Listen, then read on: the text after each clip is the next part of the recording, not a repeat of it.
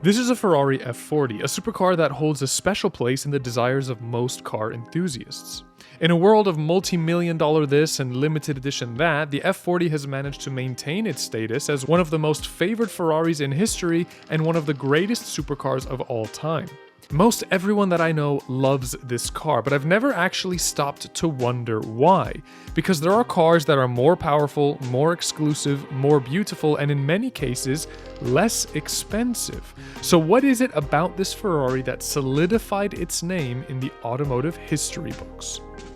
Though I have my theories about that, but before I get to it, let me cover the brochure bits. The F40 has a 2.9-liter twin-turbo V8 that produces 478 horsepower and 426 pound-feet of torque. Now, drive goes exclusively to the rear wheels, and according to Ferrari, 0 to 60 is done in just 4.1 seconds via the 5-speed gated manual transmission, the only option that was offered. Now, those performance figures might not be overwhelming by modern standards, but you have to understand that this car is from a different time. It was released in 1987, a whopping 38 years ago, in a world where if you wanted to learn something new, you had to go to an entire building to do so, and it was called a library. Upon its release, this was the fastest car in the world, and the first production car in all of automotive history to break the 200-mile-an-hour barrier with a top speed of 201. It actually held the title as the fastest car for 6 years before being dethroned by the McLaren F1 in 1993. But all of that is just the beginning of the historical footprint that the F40 has. You see, this car was developed to celebrate the 40th anniversary of the brand's first production car, the 125S. But despite that, the entire project was completed within the span of 13 months. And it was released in July of 1987, making it the last car developed and built under the purview of the late and great Ferrari Enzo before his passing in 1988. So he saw this car before he passed away, and rumor has it he liked it. Originally, the F40 was slated to compete in Group B racing. However, due to a series of fatalities in the sport, the series was suspended in 1986, just 1 year before the reveal of the F40.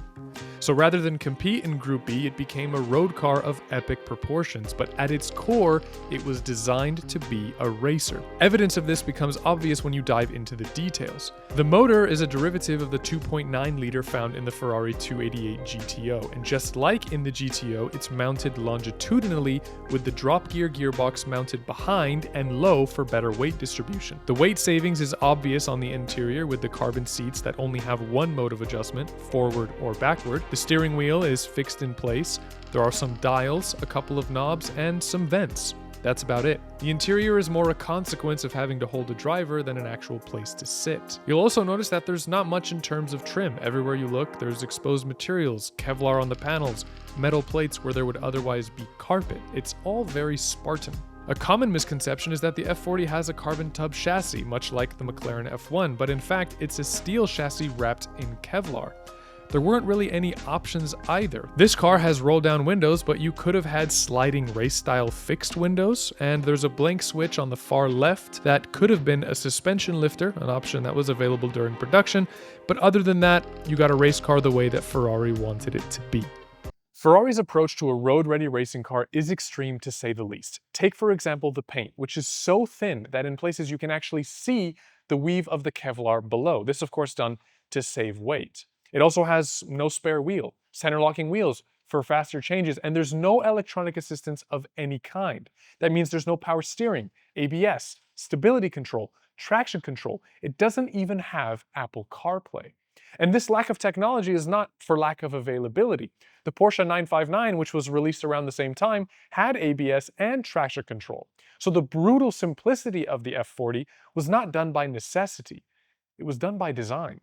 The result is a properly lightweight performance car. With a curb weight of just 3,018 pounds, a US spec F40 weighs less than a modern-day Mini Cooper. Certain modifications did have to be made for the US market, most of which added weight, so a European spec F40 weighs just 2,765 pounds, making it less than a Toyota GR86. Now with a car like this, less really is more.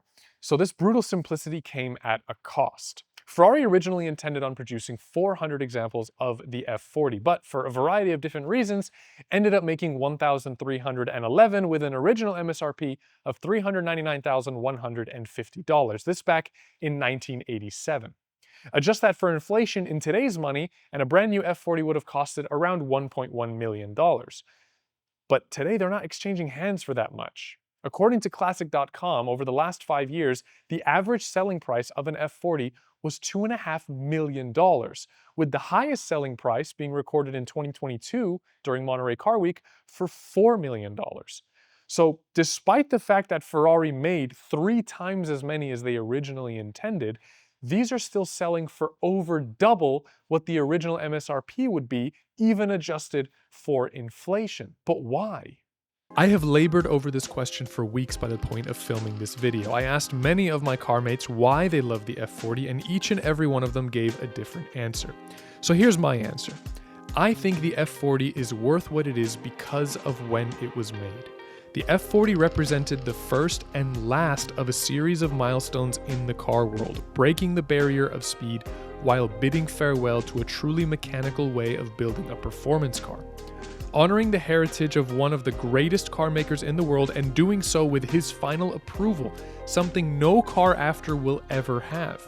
It's crude but beautiful, simple but impossible to reproduce, exclusive but available to enjoy, and above all, has spent the last 38 years justifying an enthusiasm for cars in the hearts of generations and more still to come. At a certain point, to those of us that truly love cars, they become more than just a means of transportation, more than the specs on a sheet of paper. They become icons of a passion we all share. And the F40 is a wedge-shaped symbol of what made cars great, and for that reason, I think it will always be worth it. That's all for this video. I have to say a huge thank you to Ferrari Newport Beach for the privilege really to shoot with their 1990 Ferrari F40. These cars are legendary and as a result, almost impossible to get your hands on. And I should mention that this is part of their Classic K program, which is a very important detail because the purpose of that program is to preserve the heritage of any given Ferrari.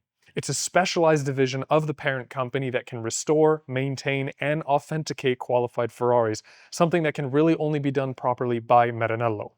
This car has an official certificate of authenticity documenting the condition and originality of the car. This is only possible if all of the parts are indeed authentic, and for a collector car such as the F40, it is an invaluable addition to its ownership. At the time of filming this video, this car is available for sale through the dealership, so I will leave all of the regular links and their information in the description down below. If you are in the market for one, please do reach out to them. Otherwise, leave me a comment with your thoughts on the F40 and the video down below. Thank you guys so much for watching. I hope you enjoyed the video, and I'll see you in the next one. Take care.